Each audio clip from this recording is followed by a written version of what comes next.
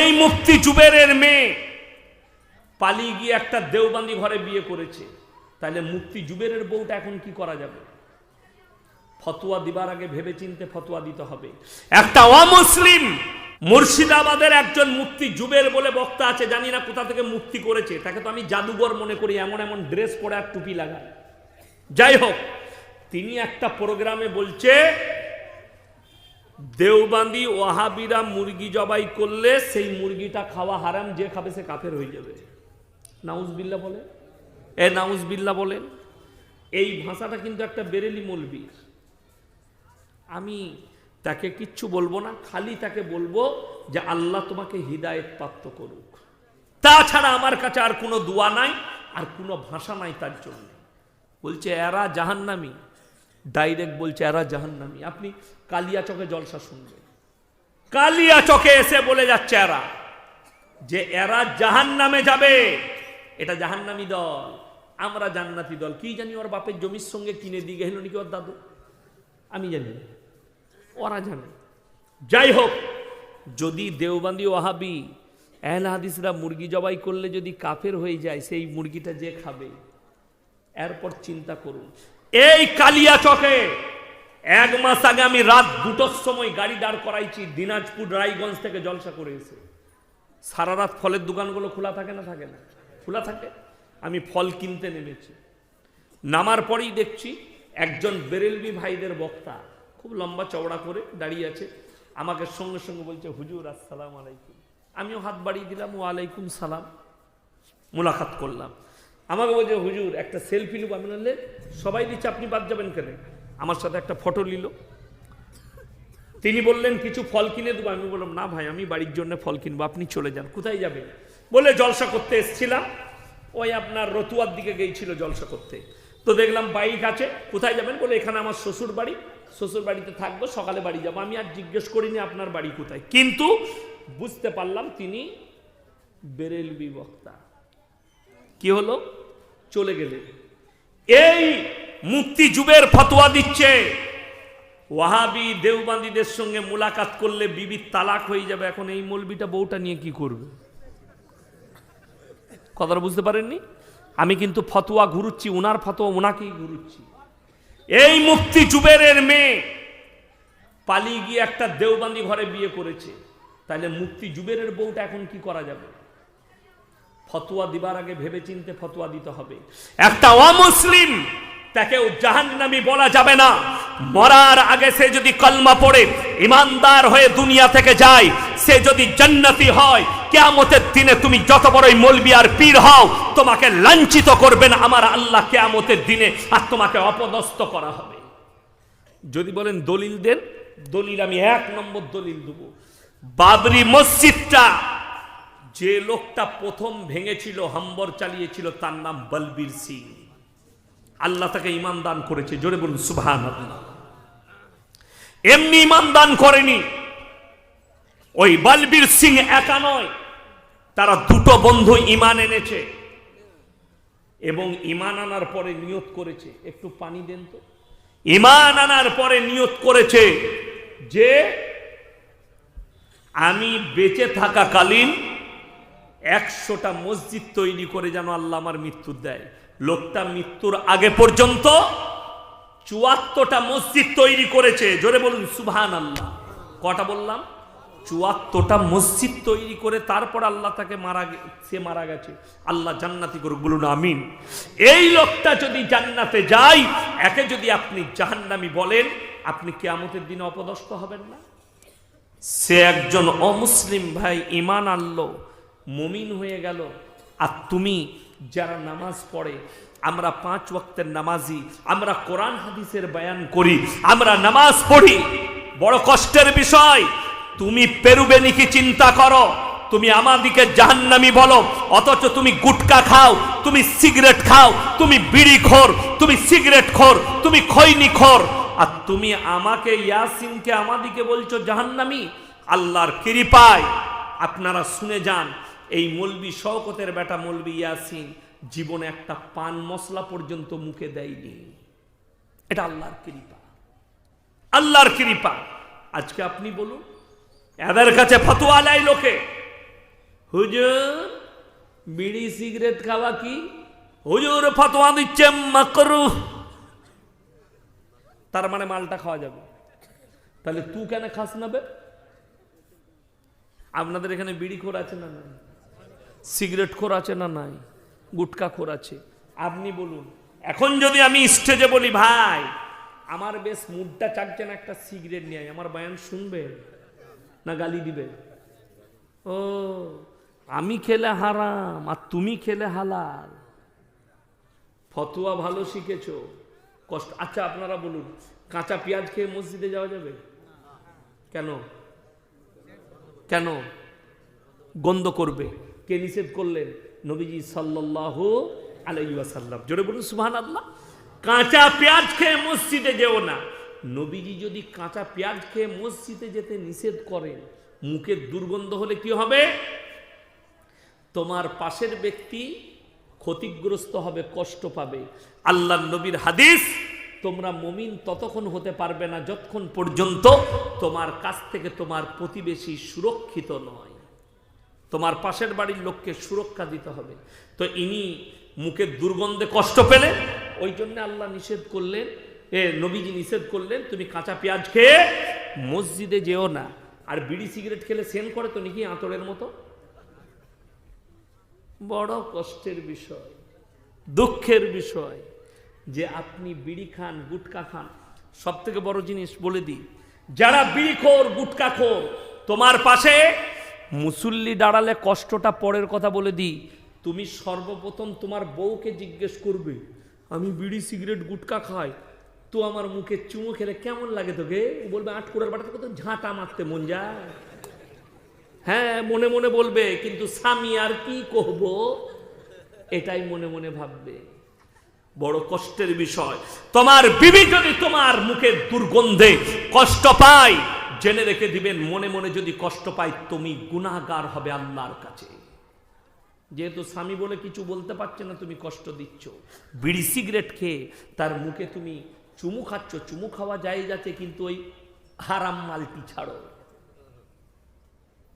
বড় আমাদেরকে যদি বলেন হুজুর আমাকে একটা ছেলে জানেন এই কথাটা বলার পরে হাওড়ায় বলছে তাহলে আপনাদের কি হয়? আমি বলবো আমি জীবনে কিচ্ছু খাই না, আমাদের বউরা চুমু খেলে আর ছাড়ে না।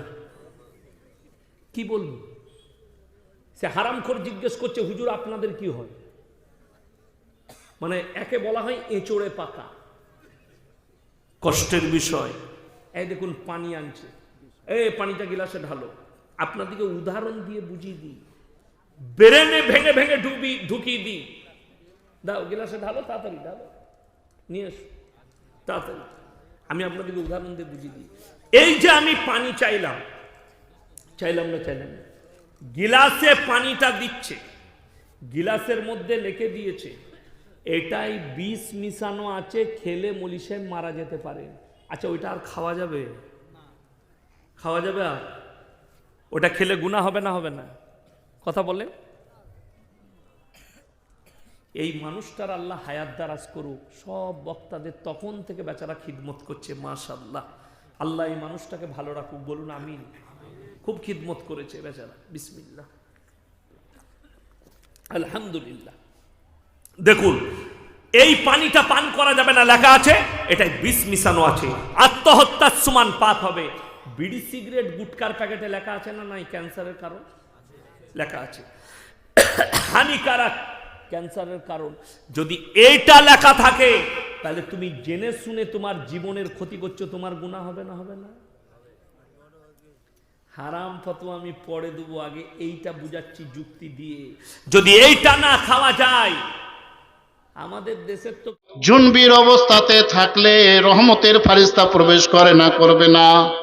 জুনবি কাকে বলা হয় গো? স্বামী এবং স্ত্রী মিলন করলেন, মিলন করার পর থেকে শুরু করে নিয়ে না পাক হওয়া পর্যন্ত মধ্যবর্তী সময়টুকু বলা হয় জুনবির অবস্থা। অথবা কোনো তরুণ তরুণী শুয়ে আছেন, হঠাৎ করে তার স্বপ্নদোষ হয়ে গেল, কাপড় খারাপ হয়ে গেল, তখন থেকে শুরু করে নিয়ে না পাক পবিত্র হওয়া পর্যন্ত এই সময়টুকুকে বলা হয় জুনবির অবস্থা। জুনবির অবস্থায় যদি আপনি থাকেন, রহমতের ফারিস্তা আপনার বাড়িতে প্রবেশ করে না করবে না। যে সমস্ত মানুষের দাড়ি পেকে গেছে তাদের জিজ্ঞেস করেন, তারাও বিবির সঙ্গে মিলামিশা করেছেন, এখনো করছেন বিবি থাকলে, কিন্তু কখন ফরজ গোসল হয়ে গেছে কেউ জানতে পারে না, কেউ টের পাই না। যখন মসজিদের মুয়াজ্জিন সাহেব আজান দিলেন, আসসালাতু খায়রুম মিনান নাওম, হে হালিম চরের মানুষ, তোমাদের বলি তোমরা শ্রবণ করো, তোমাদের বলছি তোমরা শ্রবণ করো, তন্দ্রা নিদ্রা চাইতে তোমাদের নামাজটা হচ্ছে উত্তম।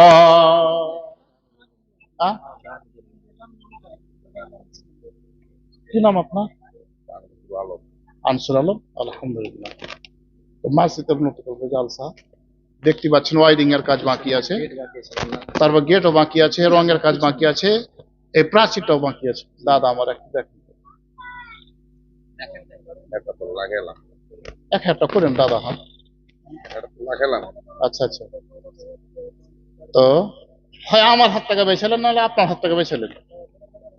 হ্যাঁ না না, আমার বোন নাই। হ্যাঁ বোন নাই, বোন তো জোড়া মিলে 1,000 করে, 1,000 নাকি 2,000 টাকা। কি নাম বললেন? চানসুর আলম। নারে তাকবীর, আলহামদুলিল্লাহ।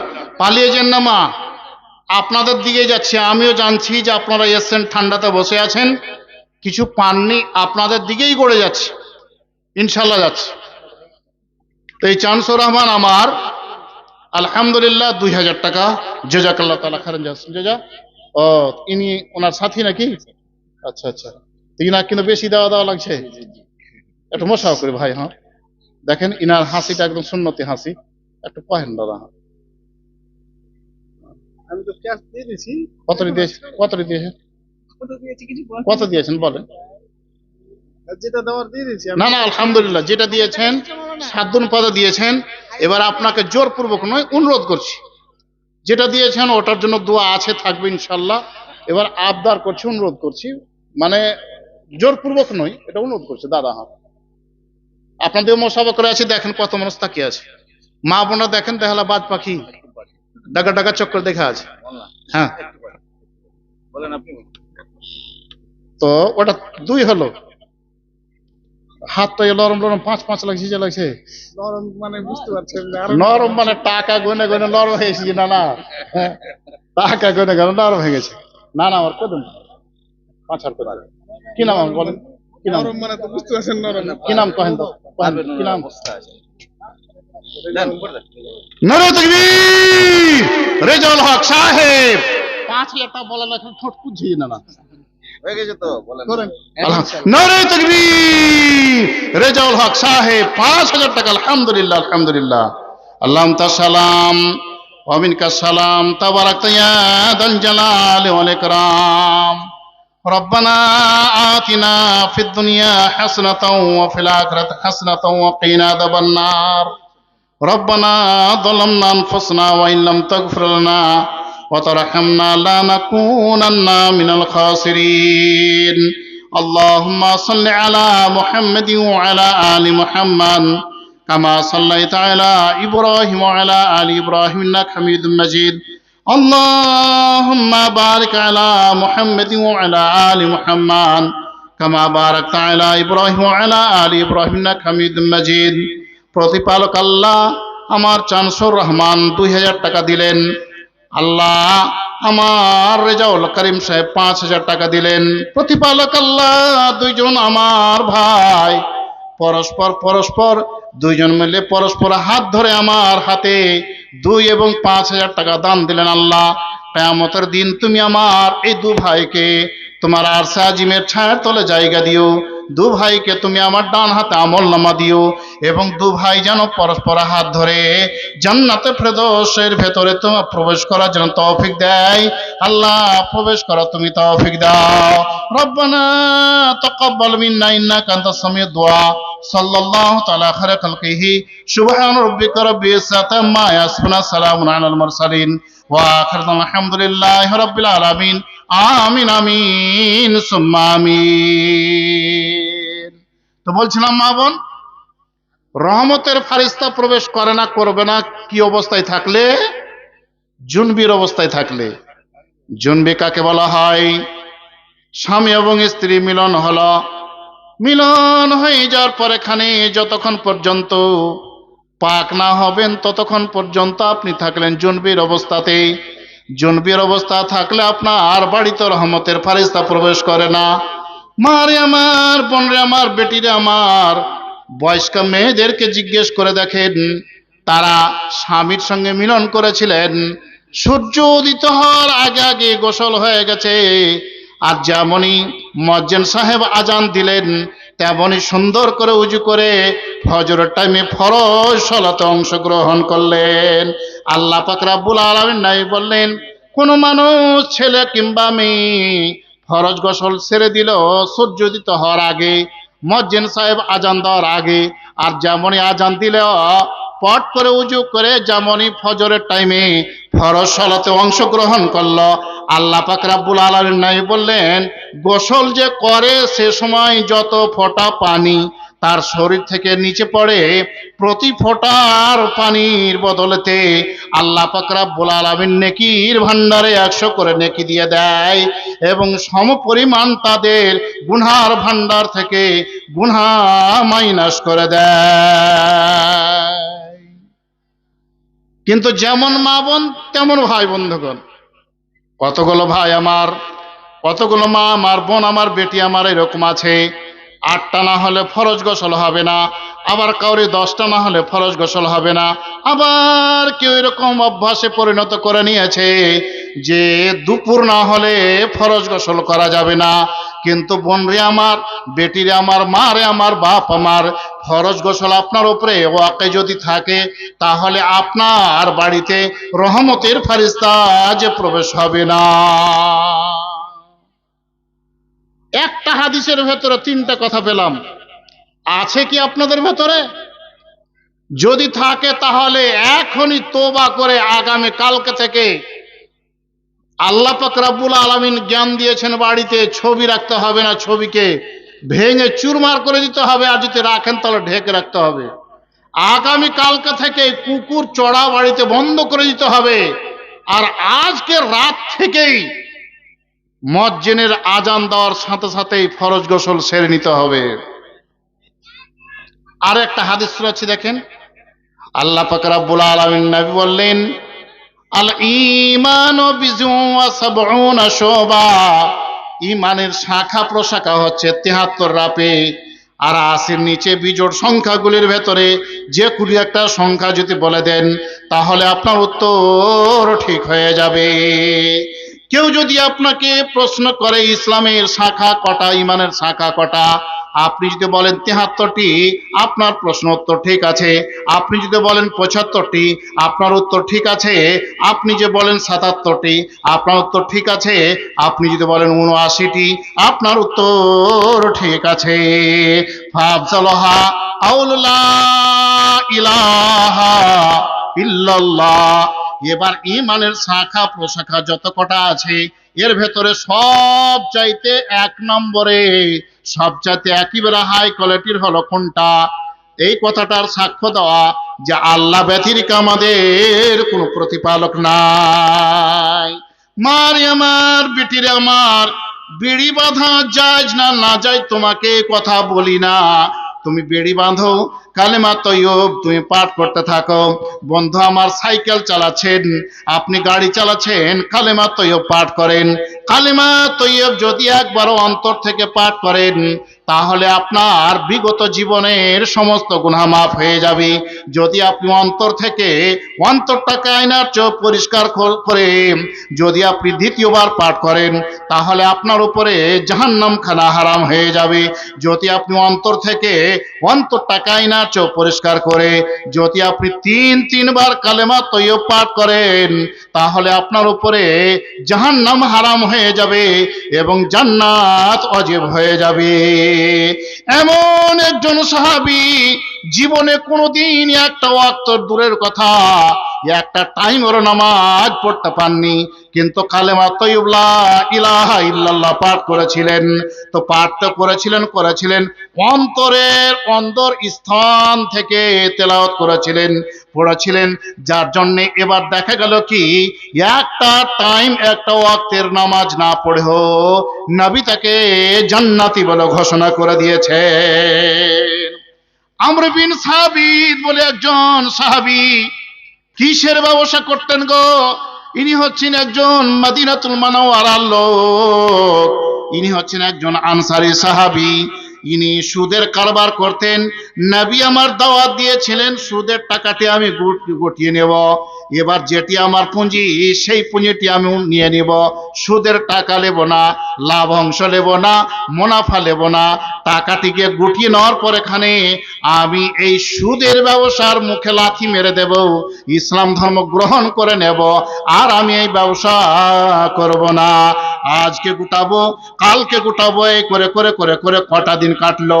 হঠাৎ করে বাইরে থেকে এসে দেখছে বাড়িতে কাকাতো ভাই নাই, আর দুই একজন বন্ধু বান্ধবকে দিয়েছে যে কোনো আমার বন্ধু বান্ধবরা নাই, তারা সকলেই নবীর হাতে হাত দিয়ে কালেমা তৈয়ব পাঠ করে গাজওয়ায়ে উহুদের প্রান্তে যুদ্ধ জাহাদ করতে গেছেন। তার একটা দুমুখী তলোয়ার নিয়ে আমর বিন সাবিত ইনিও ছুটে পড়লেন। যেমনই মুসলমানরা দেখেছেন তেমনি বললেন আমর বিন সাবিত, ওগো তুমি আমাদের কাছ থেকে সরে যাও। আমর বিন সাবিত বলছেন, ভাই গো আমি ইসলাম ধর্ম গ্রহণ করেছি, আমি আপনাদের হয়ে লড়াই করতে এসেছি, আমাকে আপনারা হটে যান, এইরকম খবরদার আপনারা আমাকে বলিয়েন না। বন্ধুরে আবার লড়াই করতে করতে এমন ভাবে ক্ষত বিক্ষত হয়েছে যে একেবারে জান যায়নি, জান যাবো-যাচ্ছি অবস্থা। তারপর এখানে সাদ বিন জুবাইর বিন জাবাল বলছেন যে হ্যাঁ দেখো তোমার ভাইকে তুমি জিজ্ঞেস করে দেখো যে তোমার ভাই নবীর পক্ষ থেকে লড়াই করতে গেছিল না নবীর বিপক্ষে লড়াই করতে গেছিল। এবার তার পক্ষ থেকে উত্তর আসলো যে নবীর পক্ষ থেকে আমি লড়াই করতে গেছিলাম। এবার যখন মুসলমান হলেন বেলা 8টার সময় ইসলাম ধর্ম গ্রহণ করলেন, আর শহীদ হচ্ছেন কখন? বেলা 11টার সময় শহীদ হচ্ছেন। তাহলে মুসলমান হচ্ছেন সকাল 8টার সময়, শহীদ হচ্ছেন কটার সময়? 11টার সময়। এই 8টা আর 11টার মধ্যখানে কোনো নামাজ নাই, কালেমা তৈয়ব অন্তর থেকে পড়েছিলেন, আর অন্তর থেকে পড়ার কারণে আল্লাহ পাক রব্বুল আলামিন বলে দিলেন আমর বিন সাবিত হচ্ছে জান্নাতি, আমর বিন সাবিত হচ্ছে জান্নাতি। মারে আমার বেটিরে আমার, কাজ করেন, ঝাড়ু দেন, কালেমা তৈয়ব পাঠ করেন। যদি আপনার মুখ থেকে কালেমা তৈয়ব বের হয়ে যায়, আপনি জানবেন ঈমানের শাখা প্রশাখাগুলোর ভেতরে সব চাইতে 1 নম্বর শাখা যেটা, ওটা আমার ভেতরে আছে। আপনি বেশি বেশি করে কালেমা তৈয়ব পাঠ করবেন। বোনরে আমার বেটিরা আমার, কালেমা তৈয়ব পাঠ করার পর এখানে মুখ দিয়ে যদি অন্য কোনো শব্দ না বের হয়, আর যদি নামাজ রোজা ঠিক থাকে, আল্লাহ পাক রব্বুল আলামিন নবী বললেন দাখালাল জান্নাত জান্নাহ, ওই মেয়েটা অথবা ওই ছেলেটা অবশ্যই জান্নাতি। ওয়াদনাহা ইমাতাতুল আযাই আনিত তারিক, রাস্তার ভেতরে পাথর পড়ে আছে, কোনো কাঁটা খোঁজ পড়ে আছে, যদি এটাকে উঠিয়ে ফেলে দেন তাহলে জানতে হবে যে ঈমানের শাখা প্রশাখাগুলোর ভেতরে যেটা সবচাইতে নিম্নমানের সেটা আমার ভেতরে আছে, এটা আমার ভেতরে আছে। হাদিসটির ভেতরে আরো একটা শব্দ আছে, আল হায়া শুবাতুম মিনাল ঈমান, হায়া লজ্জা করে, এটা হলো একটা ঈমানের অঙ্গ। মারে আমার বেটিরা আমার, যে মায়ের কাছে হায়া নাই ওই মায়ের কাছে আমার ঈমান নাই, আর যে মায়ের কাছে ঈমান নাই ওর কপালে জান্নাত নাই।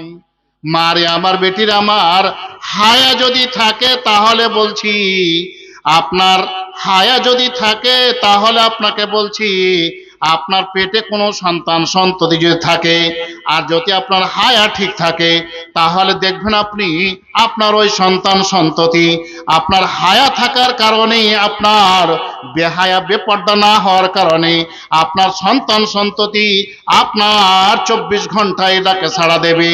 আর যদি হায়া না থাকে তাহলে ওই ছেলে অথবা মেয়ের কাছ থেকে ভাতের আশা করতে হবে না, নিশ্চিত ওই ছেলে অথবা মেয়ে লাত ছাড়া অন্য কোনো কিছু দেবে না।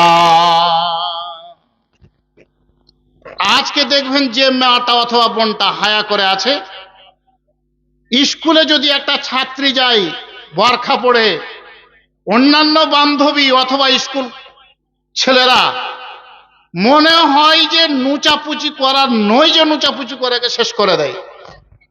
বাড়িতে যদি একটা বউ আসে পর্দা করে থাকে, যেমন বুড়া বলছে যে কত বহুরূপীর বেটি বহুরূপী, ঠিক তেমনই বলছে বুড়িটা যে বহুরূপীর বেটি বহুরূপী। একদিন দুদিন 5 দিন 7 দিন শুনতে শুনতে গুঁঠা তৈরি করছে, কাপড় চুপড় শরীরে আছে, বুড়া বসে আছে গলিতে চেয়ারের উপরে, সব 700টা শব্দর পিছনেই যাবে। কত যে বহুরূপীর বেটি বহুরূপী। বাড়িতে গেছে রুটি পাকাবে, রুটি তৈরি করবে, আটা সানছে, কাপড় চুপড় শরীর স্বাস্থ্যরে যেমন হওয়ার তেমন আছে। বাড়িতে বয়স্ক মহিলা অর্থাৎ শাশুড়ি বলছে কত যে বহুরূপীর বেটি বহুরূপী। একদিন দুদিন 5 দিন 7 দিন দেখতে দেখতে বউ এবার করলো কি যে দেখ কত দেখবি বুড়া আর বুড়ি, দেখ তোরা যেরকম থাকবে আমরাও থাকবো। দেখ কাউরে কাছে যদি পর্দা ছিল তো মানুষের গঞ্জনা ঘচনা খাওয়ার কারণে পর্দা নাই, কিন্তু পর্দা যদি না থাকে মা ও বোন, কাউরই পেটের সন্তান ভালো হবে না, এটা গ্যারান্টি সহকারে বলছি। ওই সন্তান অথবা ওই সন্ততির ভেতরে যত রকম নোংরা চরিত্র ওর ভেতরে পাওয়া যাবে। আর যদি পর্দার ভেতরে থাকেন আপনি, আপনার পেট থেকে যে সন্তান সন্ততির জন্মগ্রহণ করবে, গ্যারান্টি সহকারে বলছি যে ওর ভেতরে ঈমান থাকবে। দেখেন আপনাকে বলছি, বাদশাহ হারুন রশিদ, নাম হচ্ছে বিবির নাম বিবি জুবাইদা। হারুন রশিদের সন্তান সন্ততিরা যুদ্ধ জেহাদ করতে গেছেন। বাদশাহ হারুন রশিদ খেতে বসেছেন, হঠাৎ করে জৈনক মানুষ এসে জ্বালানা দিয়ে বলছে যে বাদশাহ হারুন রশিদ, আপনার ছেলেরা যুদ্ধের ময়দান থেকে পালিয়ে আসছে। বাদশাহ হারুন রশিদ খাওয়ার ছেড়ে দেওয়ার পর এখানে লম্বা হয়ে জুটা হাতে এটো হাতে চিত হয়ে চকির উপরে শুয়ে পড়েছে। বিবি জুবাইদা বলছেন যে স্বামী কি ব্যাপার, মাথা ব্যথা না পেট ব্যথা? বলছে যে না, আমার মাথা ব্যথাও নয় পেট ব্যথা নয়, তোমার সন্তানরা যুদ্ধের ময়দান থেকে পালিয়ে আসছে। বিবি জুবাইদা বলছে আমি গ্যারান্টি সহকারে বলছি আমার সন্তানরা যুদ্ধের ময়দান থেকে পালিয়ে আসতে পারে না, পালিয়ে আসবে না, আপনি খাবার খান। ফের খাবার খেতে বসছেন, ফের হঠাৎ করে একজন মানুষ জ্বালানা দিয়ে বলছে যে আপনার ছেলেরা যুদ্ধের ময়দানে হেরে গেছে। ফের আবার বিছানায় এরকম চিত হয়ে শুয়ে গেছেন। বাদশাহ হারুন রশিদের স্ত্রী বিবি জুবাইদা বলছেন গ্যারান্টি সহকারে গৌরব করে সিনা ফুলিয়ে আমি বলতে পারি যে আমার সন্তান সন্ততিরা যুদ্ধের ময়দান থেকে পালিয়ে আসতে পারে না, হেরে যেতে পারে না। বন্ধু আমার, এইরকম কথা চলছে, হঠাৎ করে দেখা গেল কি যুদ্ধের ময়দান থেকে জিতেছে, এর নারায় দিছে, বিজয়ের গান গাইছে, আর মুসলিমের দল বাদশার বাড়ির দিকে আসে। বাদশাহ হারুন রশিদ বিবিকে ধরে নেওয়ার পর এখানে ভালোবাসার চুমো তার গালে দিয়েছে, তার পিঠে হাত বোলাচ্ছে আর বলছে বিবি তোমাকে বলে তুমি শোনো, একবার নয় গো 2-2বার জ্বালানা দিয়ে বলছে বাদশাহ হারুন রশিদ আপনার সন্তান সন্ততিরা যুদ্ধের ময়দান থেকে একবার বলল পালিয়ে আসে, আরো একবার বলল আপনার সন্তানরা যুদ্ধের ময়দানে হেরে গেছে, আর আপনি একেবারে ইয়াকিনের সঙ্গে দৃঢ়তার সঙ্গে একেবারে সিনা ফুলিয়ে বলছেন যে আমার সন্তান সন্ততিরা যুদ্ধের ময়দান থেকে পালিয়ে আসতে পারে না।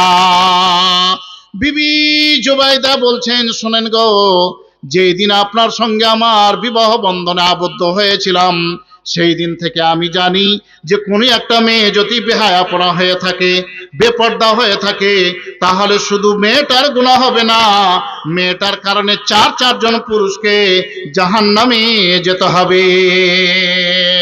এবার স্বামী গো, আমি আমার বাবার বাড়িতে থাকাকালীন কোনোদিন আমি বেহায়াপনা করিনি, আমি কোনোদিন বেহায়া হয়ে চলেনি, আমি কোনোদিন বেপর্দা হয়ে চলেনি। আর যেই দিন বিবাহ হলো, বাসর ঘরে আমাকে ঢুকালেন, যেই দিন আপনার সঙ্গে মিলন হলো, ওই দিন আমি জানলাম যে আপনার জয়নাঙ্গ থেকে শুক্রাণু বেরিয়ে এসে আমার জরায়ুতে গেল। আমার দৃঢ় বিশ্বাস যে আমি যদি বেহায়াপনা হয়ে থাকি, বেপর্দা হয়ে থাকি, তাহলে তার আসারটা আমার পেটের সন্তান সন্ততির উপরে পড়বে। আমি হায়া ছাড়া আর কোনো কিছুই চিনলাম না, জানলাম না। পরপুরুষ মাথার চুলও কোনোদিন দেখেনি, পরপুরুষ আমার শরীরের অঙ্গ প্রত্যঙ্গ কোনোদিন উদাম দেখেনি, আমি হায়ার ভেতরে থাকতাম। এবার দেখা গেল কি, আমার সন্তানরা যেই দিন জন্মগ্রহণ করলো, তারপর এখানে আমি দুধ দিতাম। এমন একটা কোনোদিন এইরকম প্রমাণ নাই যে আমি বিনা উজুতে আমার সন্তানদের দুধ পান করিয়েছি। যেমনই আমার সন্তানদের দুধ পান করাতাম, আগে উজু করতাম, তারপরে সন্তানদের দুধ দিতাম। আমি আগে বিসমিল্লাহ বলতাম, তাহলে আমার সন্তানদের মুখে আমি স্তনের বোঁটা তুলে দিতাম। আমার দৃঢ় বিশ্বাস, আমার পেটে আমার সন্তানরা ছিল, আমি কোনোদিন বেহায়াপনা হয়ে চলেনি, আমি নবীর সুন্নত পালন করে গেছি, আমি জীবনে কোনোদিন বেহায়াপনা হয়ে যখন চলেনি। আজকে আমার সন্তানরা যুদ্ধ জিহাদ করতে গেছে, আজকে আমার ব্যক্তিগত সম্পত্তিকে টিকাবার কারণ নয়, আজকে দিনের স্বার্থে দিনকে টিকাবার কারণে আমার সন্তানরা যুদ্ধ জিহাদ করতে গেছে। মা আমার, বোন আমার, বিবি জোবাইদা বলছেন যে আমার সন্তানদের দুধ পান করিয়েছি, জীবনে একটা দিন এরকম নাই যে আমি উজু ছাড়া, মানে উজু করিনি, তার আগে আমার সন্তানদের দুধ পান করিয়েছি। এমন একটা কোনোদিন আমার নাই যে আমি বিসমিল্লাহ বলিনি আমার সন্তানদের দুধ পান করিয়েছি। পর্দার ভেতরে দুধ পান করাতাম, যেমনই দুধ পান করাতাম আমি বিসমিল্লাহ বলতাম, দিয়ে দুধ পান করাতাম। যেমনই আমি দুধ পান করাতাম, আগে আমি উজু করতাম, তারপরে দুধ পান করাতাম। আমার দৃঢ় বিশ্বাস, আমি যখন নবীর তরিকা মানছি, আমি যখন নবীর সুন্নাতকে মানছি, অবশ্যই আল্লাহ পাক রব্বুল আলামিন আমার সন্তান সন্ততিদেরকে যুদ্ধের ময়দান থেকে পালিয়ে আসার সুযোগ দেবে না। আমার সন্তান সন্ততিরা অবশ্যই যুদ্ধের ময়দান থেকে হেরে আসবে না।